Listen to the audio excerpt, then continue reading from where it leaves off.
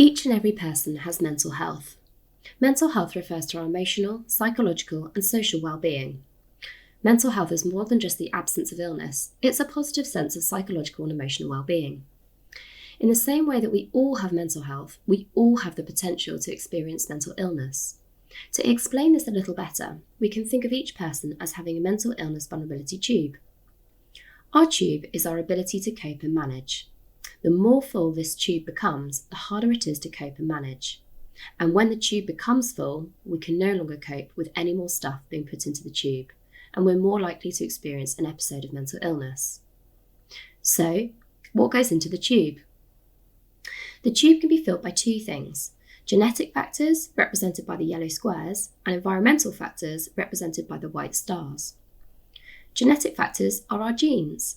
We all start out with a certain amount of genetic vulnerability.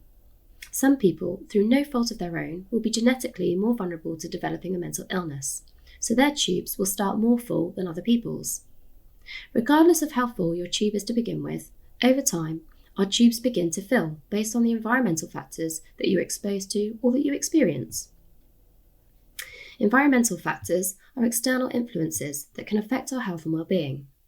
In this instance, factors tend to be stressful or upsetting, and they include experiences such as being bullied, feeling lonely, being assaulted, or misusing substances.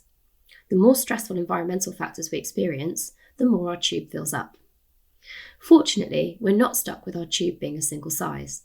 We can build our tubes and make them bigger so that they can contain more stuff, and so that we can cope with and deal with more stuff. The way we build our tubes and make their capacity bigger is by way of protective factors. Protective factors are things that help people deal more effectively with stressful events and reduce the risk of our tubes becoming full and us being unable to cope. Protective factors include things such as getting enough sleep, eating well, being hydrated, engaging in physical activity and exercise, having social connections, so having friends and feeling like we belong, engaging in hobbies and leisure activities. Each protective factor extends the tube, making it taller. And you can see that the more protective factors you have, the taller the tube becomes and the more it can accommodate environmental stuff, and the better you will cope.